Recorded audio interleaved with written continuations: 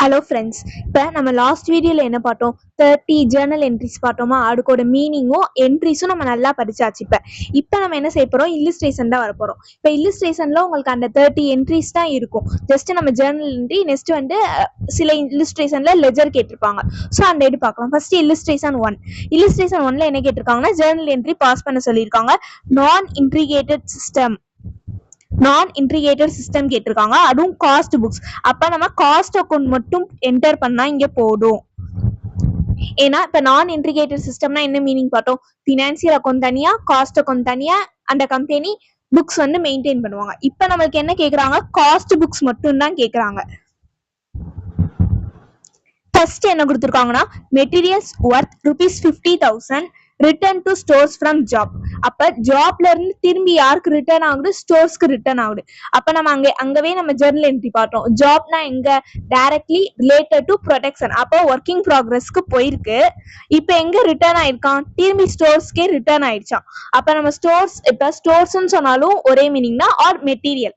அப்ப நம்ம என்ன எழுதணும்? திரும்பி மெட்டீரியல் கண்ட்ரோலுக்கே உள்ள வருது. அப்ப material control account data to எங்க இருந்து வருது? ஒர்க்கிங் ப்ராக்ரஸ்ல இருந்து வருது. ஏன்னா ஃப்ரம் ஜாப்னு கொடுத்துருக்காங்க. அப்ப material control account data to working progress control account. இதுதான் ஃபர்ஸ்ட் என்ட்ரி.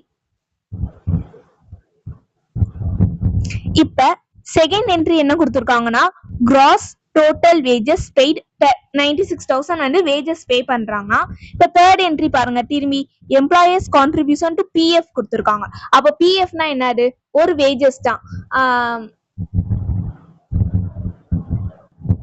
இப்போ ஒரு கம்பெனி இருக்குன்னு வச்சுக்கோங்க. அந்த கம்பெனில இருக்க எம்ப்ளாயிஸ்க்கு பிஎஃப் இருக்கட்டும், ஸ்டேட் இன்சூரன்ஸ் அமௌண்டா இருக்கட்டும், வேற ஏதாச்சும் லோன் வாங்கியிருந்தா, ஃபைன் ஏதாச்சும் போட்டுனா, அது எல்லாமே அவங்களுக்கு எங்க இருந்து டிடக்ஷன் பண்ணுவாங்க? வேஜஸ்ல இருந்தா. அப்ப டோட்டல் வேஜஸ் எவ்வளவு இருக்கு? இங்க 96,000 இருக்கு. டோட்டல் வேஜஸ் 96,000 இருக்கு. அந்த 96,000 டோட்டல் வேஜஸ் வந்து 96,000 பே பண்றாங்க. Next employer contribution PF, state insurance amount 4,000. அப்ப டோட்டலா எவ்வளவு வேஜஸ் பே பண்றாங்க?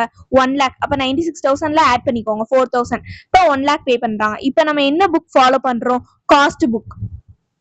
அப்ப நம்ம வேஜஸ் பே பண்றத அவங்க கேஷ் மூலமாவும் பே பண்ணிக்கலாம், கேஷ் மூலமாவும் பே பண்ணிருக்கலாம், பேங்க் மூலமாவும் நம்ம பே பண்ணலாம். இது வந்து ஜஸ்ட் காஸ்ட் அக்கௌண்ட்ல நம்ம என்ன பண்றோம்? ஜஸ்ட் அன் எஸ்டிமேஷன் தான். அப்ப wages account data to general ledger adjustment account. ஏன்னா நம்ம டம்மி அக்கௌண்ட் தான் ஓபன் பண்றோம். ஏன்னா கேஷ்ல பே பண்ண போறோமா, பேங்க்ல பே பண்ண போறோமான்னு தெரியல. நெக்ஸ்ட் என்ன? 4,000 யாருக்கு பே பண்றோம்? பிஎஃப்க்கும் எம்ப்ளாயி ஸ்டேட் இன்சூரன்ஸ்க்கு 4,000. அப்ப டோட்டலா 1 lakh இருக்கு. இப்ப செகண்ட் ஒனுக்கு உங்களுக்கு மீனிங் புரிஞ்சுச்சான்னு பாருங்க. ஏதாச்சும் டவுட் இருந்தா கேளுங்க ஃப்ரெண்ட்ஸ்.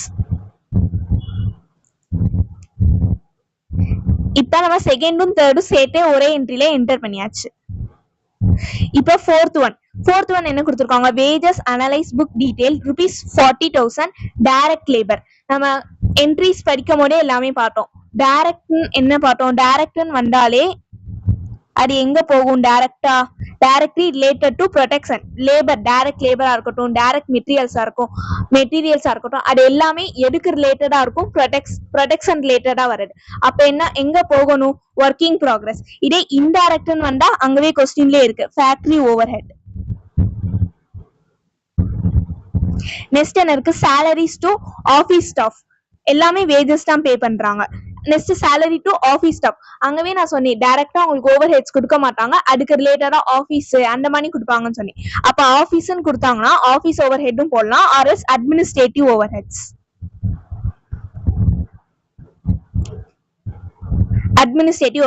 நெக்ஸ்ட் 16,000 யார் பே பண்ணிருக்காங்க? salaries to selling and distribution. அப்ப நம்ம என்ன பண்ணணும்? Selling and distribution overhead. இப்ப என்ட்ரி பார்க்கலாம். ஃபர்ஸ்ட் என்ன போட்டிருக்காங்க? டைரக்ட் போட்டிருக்காங்க, நெக்ஸ்ட் இன்டைரக்ட் போட்டிருக்காங்க, நெக்ஸ்ட் ஆபீஸ்க்கு, next selling and distribution to wages control account. டோட்டலா எவ்வளவு அமௌண்ட் வருமோ 40,000, 24,000, 10,000, 16,000 எல்லாமே ஆட் பண்ணீங்கன்னா 1 lakh.